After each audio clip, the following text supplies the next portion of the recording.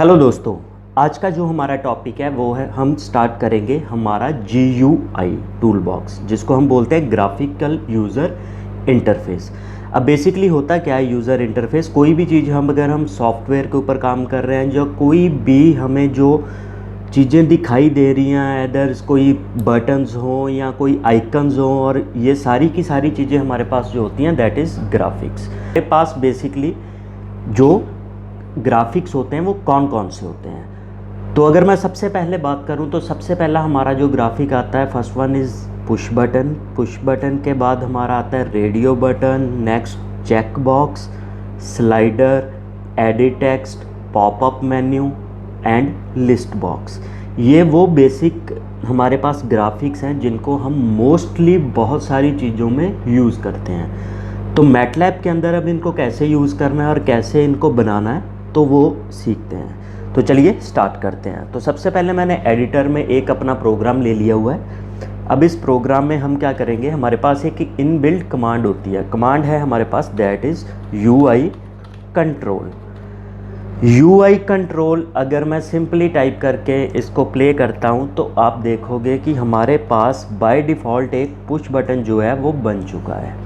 अब UI control के साथ हमारे पास 4 प्रॉपर्टीज़ होती हैं। फर्स्ट प्रॉपर्टी हमारे पास आ जाती है दैट इज़ स्टाइल। तो उस प्रॉपर्टी को कैसे हम लिखेंगे और कैसे डिफ़ाइन करेंगे, देखिए यहाँ पर मैं जो है वो अपना स्टाइल प्रॉपर्टी लिखूँगा। अब इस प्रॉपर्टी को हम लोग डिफ़ाइन करेंगे। अगर यहाँ पर हम पुश बटन जो है वो लिखते हैं तो हमारा जो बाय डिफ़ॉल्ट है वो क्या बनेगा, पुश बटन। अगर मैं यहाँ पर पुश बटन को हटाकर यहाँ पर हम लोग अगर रेडियो बटन लिख देते हैं तो रेडियो बटन लिखने के बाद अभी जो हमारा वो ग्राफिक उठाएगा वो कौन सा उठा रहा है, हमारे पास रेडियो बटन। तो इसी तरह से आप यहाँ पर कोई भी अपना जो है ग्राफिक है उसको डिफ़ाइन कर सकते हो। स्टाइल के बाद नेक्स्ट प्रॉपर्टी हमारे पास आती है स्ट्रिंग।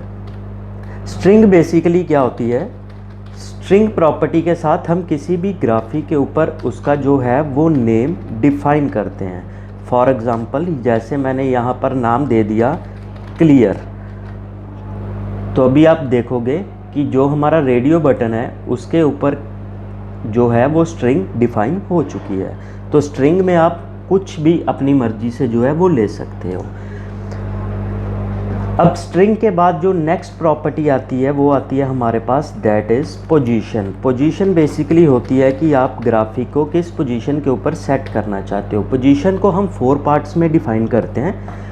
फर्स्ट पे हम जो वैल्यू लिखेंगे वो होगी हमारी एक्स एक्सिस, सेकंड जो वैल्यू लिखेंगे that is why axis, third जो हम वैल्यू लिखेंगे वो हमारी रिप्रेजेंट करेगी उसकी विड्थ को, और फोर्थ वैल्यू रिप्रेजेंट करेगी उसकी हाइट को। इसको थोड़ा सा प्रॉपर समझने के लिए हम लोग यहाँ पर जो है वो अपना पुश बटन ही ले लेते हैं। तो ये लिखने के बाद मैं इसको प्ले करता हूँ सिंपली, तो आप देख रहे हो कि हमारा जो है वो बटन का साइज़ एंड ऑल चेंज हो चुका है। अगर फॉर एग्जांपल मैंने इसको राइट साइड पे शिफ्ट करना हो तो राइट साइड पे शिफ्ट करने के लिए अगर मैं यहाँ पर एक्स एक्सिस की वैल्यू को चेंज करता हूँ तो अभी ये मेरा जो है वो राइट साइड के ऊपर शिफ्ट हो जाएगा। देखिए, तो इस तरह से आप इसको किसी भी पोजीशन पे जो है वो आप सेट कर सकते हो इस चीज़ को। थर्ड हमारी, अब ये बटन हमने क्रिएट कर लिया, इसके ऊपर हमने नाम दे लिया, इसकी हमने पोजीशन सेट कर ली, लेकिन अभी इसके ऊपर क्लिक करके हमारा जो है वो कोई भी काम नहीं हो रहा। तो अगर मान लो अगर हमने कोई काम करवाना हो इस बटन से तो उसके लिए हमारी जो प्रॉपर्टी आ जाती है that is call back. Call back property लिखने के बाद हम जो भी कॉल बैक में करवाना चाहते हैं उसको डिफ़ाइन करेंगे। फॉर एग्ज़ाम्पल मैं यहाँ पर चाहता हूँ कि वो एक ग्राफ प्लॉट करे साइन के साथ वैल्यू 0 से लेकर पाई तक। तो मैं ये इसकी कॉल बैक में लिखकर इसको जस्ट यहाँ से प्ले करूँगा। अब हमारे पास बटन बन चुका है, सारा कुछ हो चुका है। अब इसकी कॉल बैक हम चेक करते हैं। अब देखिए जैसे मैंने इसके ऊपर क्लिक किया, इसने क्या किया, वही हमारा साइन का जो ग्राफ था उसको प्लॉट करवा दिया। तो ये थी बेसिकली हमारे पास 4 प्रॉपर्टीज़ जिनको यूज़ करके हम सिंपल एक ग्राफिक जो है वो बना सकते हैं। लेकिन अब इसी चीज़ के लिए हमारे पास जो है वो मैटलैब में एक टूल बॉक्स है जिसका नाम है गाइड। अब गाइड टूल बॉक्स को ओपन करने के लिए आप यहाँ तो सिंपली यहाँ पर गाइड टाइप कर सकते हो, या फिर आपके पास यहाँ पे ये ऑप्शन मिल जाएगी आपको, दैट इज़ गाइड की। तो आप यहाँ से भी इसको करते हो, ओपन कर सकते हो। तो मैं गाइड लिख के सिंपली अगर इसको एंटर कर देता हूँ तो यहाँ पर वो ब्लैंक जो है वो GUI डिफ़ॉल्ट पूछ रहा है। तो इस GUI को हम डिफ़ॉल्ट ही रखकर ओपन करेंगे, और ये जो हमारा ओपन हुआ ये हमारा बेसिकली जो है ये सारे का सारा हमारा गाइड का वर्क जो है इसमें होगा। अब इसमें सारे ग्राफिक्स जो हैं वो बाय डिफ़ॉल्ट इस तरफ दिए हुए हैं, जैसे ये फर्स्ट हमारा पुश बटन हो गया, देन हमारे स्लाइडर्स हो गए, चेक बॉक्स हो गए, एडिट हो गए। तो यहाँ से हम सिंपली क्या करेंगे, मान लो अगर हमने पुश बटन ही लेना है तो पुश बटन को लेकर मैं यहाँ पर इसको सिंपली ड्रैग एंड ड्रॉप जो है वो कर दूँगा। अब आप इसकी जो है वो विड्थ हाइट अपनी मर्ज़ी से जो भी पोजीशन पे आप रखना चाहते हो वो पोजीशन पे आप रख सकते हो। अब गाइड के अंदर क्या होता है कि इसकी बेसिकली प्रॉपर्टीज़ होती हैं, आप किसी भी बटन्स की जो प्रॉपर्टीज़ हैं उनको चेंज कर सकते हो। उसके ऊपर सिंपली हम लोग डबल क्लिक करेंगे। डबल क्लिक करने के बाद ये हमारा एक पूरा का पूरा जो है वो प्रॉपर्टी इंस्पेक्टर इसका ओपन हो चुका है। इसमें देखिए आपके पास बैकग्राउंड कलर चेंज करना है तो आप इसका जो है वो कलर चेंज कर सकते हो। आपके पास फ़ॉन्ट एंगल है, फ़ॉन्ट साइज़ है, फ़ॉन्ट यूनिट्स है, तो आप यहाँ पर अपनी मर्ज़ी से कोई भी जो वैल्यूज़ है उनको डिफ़ाइन कर सकते हो। फॉरग्राउंड कलर चेंज करना हो तो वो कलर्स आप कोई भी ले सकते हो यहाँ से।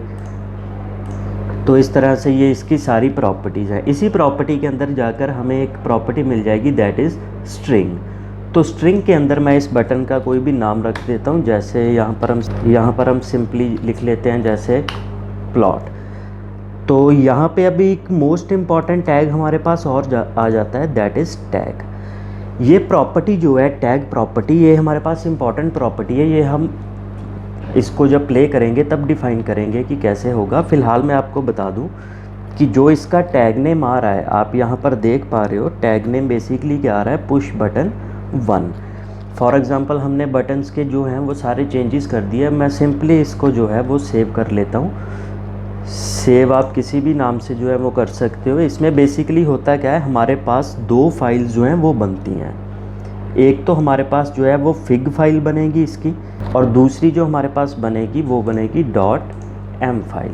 अब .fig फाइल हमारे पास होगी जो हमने गाइड में इसको बनाया है, दैट इज़ .fig। और इसकी जो प्रोग्रामिंग रहेगी, जो कॉल बैक में हम लिखेंगे, उसके लिए हमारे पास फाइल जो है वो आ जाएगी .m के नाम से। अभी बाय डिफ़ॉल्ट जो .m फाइल बनेगी उसमें बहुत सारा बैक एंड पे आपको इस तरह से कुछ लिखा हुआ मिल जाएगा, लेकिन अभी आप यहाँ पे देख सकते हो हमारे पास एक फंक्शन बना है that is push button 1 call back. अब अगर मान लो हमने बहुत सारे ग्राफिक्स लगाए हुए हैं और हमें पता नहीं चल रहा कि किसका कॉल बैक कौन सा है, तो उसको ढूंढने के लिए जैसे अब बाय डिफ़ॉल्ट यहाँ पे आ रहा है पुश बटन 1, मीन्स ये टैग नेम के हिसाब से जो है वो उठा रहा है। अगर मैं इसका जो टैग नेम है वो चेंज कर देता हूँ, फॉर एग्ज़ाम्पल हम लोग इसका जो टैग नेम था उसको मैं चेंज कर देता हूँ। यहाँ पर टैग नेम मैं लिख देता हूँ प्लॉटिंग। तो टैग नेम चेंज करने के बाद जैसे मैं इसको दोबारा से सेव करूँगा तो अभी आप देखोगे कि जो कॉल बैक आ रही है वो आ रही है हमारे पास प्लॉटिंग की कॉल बैक। तो टैग नेम बेसिकली क्या करता है, जो भी हम टैग नेम रखेंगे प्रोग्रामिंग में उसी टैग नेम के साथ उसका कॉल बैक का जो फंक्शन है वो क्रिएट होगा।